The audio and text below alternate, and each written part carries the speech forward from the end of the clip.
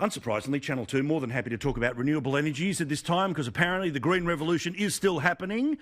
And according to the Australian Energy Market Operator, they say that Australia could be running on renewable power by 2040. Believe it or not, that's apparently the suggestion here. Matt, I know this always gets you going here. So the people who are in charge of the current electricity market, why are they modelling their wish market as opposed to the one that actually exists right now? Because it feels a little bit, if the referee is trying to say what the decision should be in 2040, they're kind of going to tilt the game, aren't they? Well, Paul, I'm going to take a leaf out of. I'm going to steal Bronwyn's thunder here. I think this is another example of socialism. It is actually that you know. Sorry, Bronwyn. Yeah, I knew you wanted to say that, but at least Stalin would only go for 5-year plans. You know, these guys want 20-year plans. They think they can plan things out for 2 decades. I mean, 2 decades. I mean, give me a break. No one knows what the world will look like, what technology will look like in 20 years' time, and we should certainly not be taking advice from this mob, the Australian Energy Market Operator. This is the organisation that when the Hazelwood power station shut, they put out a release that we made them do, put out a release saying there'd be no energy security issues as a result of the shut of the Hazelwood power station. Within 6 months, they had to put out another release saying we've had to buy diesel generators to make sure that Victoria had its lights kept on in the coming summer.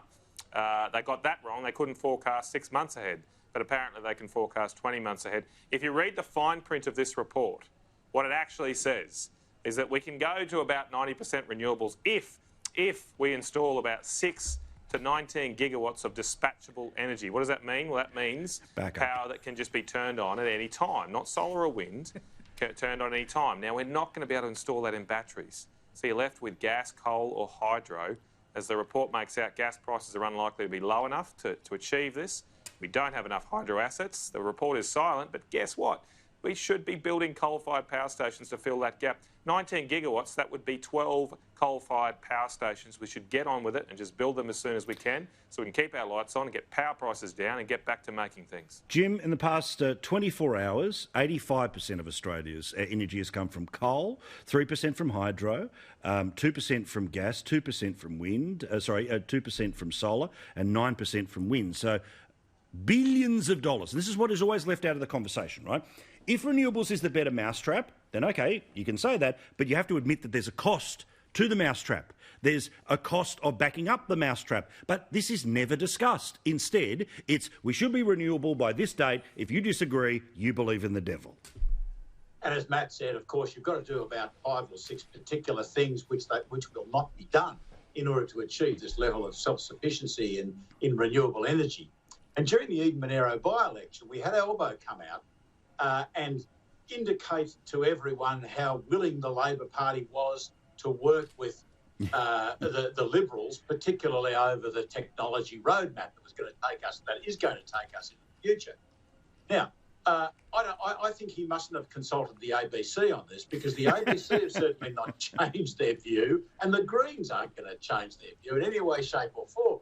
And I read something the other day that Matt may have seen this as well, and Bronwyn may have, that 2 to 4 jobs in the real economy are lost every time you get one job in the renewable energy market.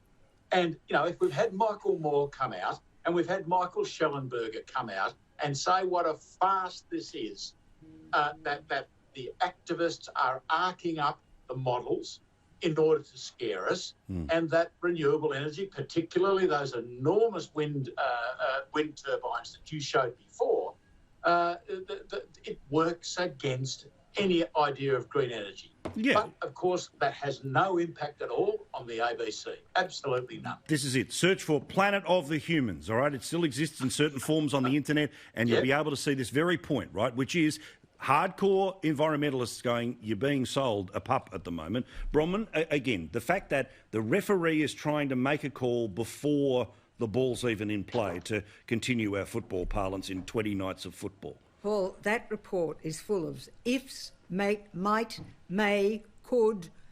Everything is in the unknown. Not a word about the fact that the turbines and the roof panels come out of China And that when 20 years has passed and those turbines are rotting in the soil, what on earth are we going to do with those? Not a word about the fact that we, as a country, need to have baseload power which is cheap.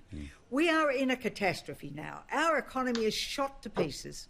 We have an opportunity to start to rebuild. We have to become self-sufficient.